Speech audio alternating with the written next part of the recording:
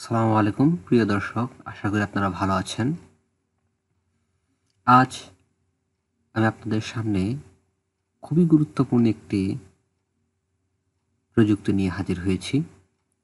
সেটি হচ্ছে, আমরা যখন ইউটিউব চালাই তখন আমাদের ইউটিউব ভিডিও দেখার মাঝে অ্যাড আসে।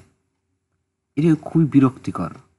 যেমন ধরুন, আপনার অ্যাডটি 10 সেকেন্ড কিংবা 15 সেকেন্ড চলার আগ পর্যন্ত আপনি স্কিপ করতে পারেন না। এতে যেমন আপনার সময়ের অপচয় হচ্ছে, তেমন বিরক্তিও লাগতেছে।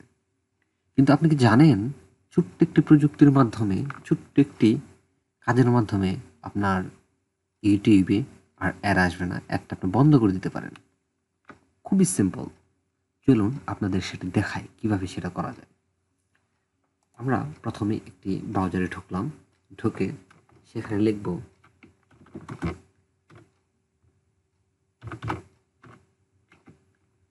Add blocker extension for Chrome browser.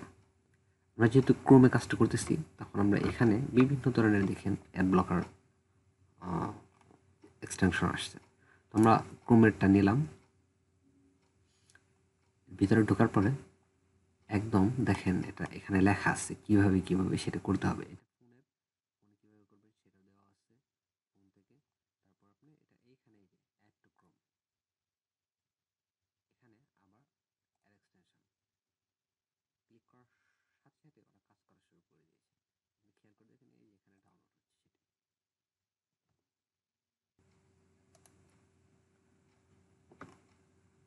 প্রিয় দর্শক, এখন দেখুন এখানে আমাদের লেখা আসছে রিমুভ ফর ক্রোম।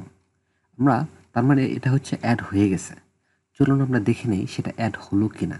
এর জন্য আমাদের প্রথমে এই যে তিনটা ফোটা দিচ্ছেন আইকন, এখানে আইকনে ক্লিক করলে দেখুন এখানে লেখা আছে এক্সটেনশন।